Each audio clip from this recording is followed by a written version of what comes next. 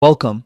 In today's video, we're diving into a super useful feature on WhatsApp Web, how to send multiple pictures along with a text message, all in just one go.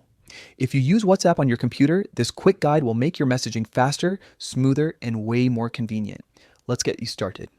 First, open WhatsApp Web on your browser. You can either type in the web address or scan the QR code from your phone's WhatsApp app if you haven't logged in yet.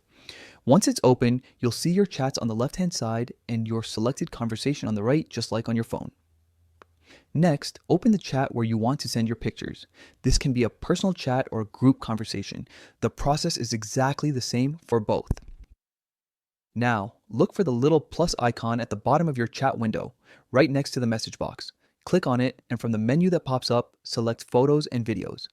This is where the new update really shines. A file window will open, allowing you to choose multiple photos at once. Simply navigate to the folder where your pictures are saved. To select multiple images, hold down the Control key on Windows or Command key on Mac as you click on each picture you want to send.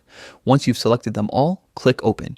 You'll see all your chosen pictures appear in a preview window inside WhatsApp Web. Here's where you can add a caption or type a message to go along with your photos.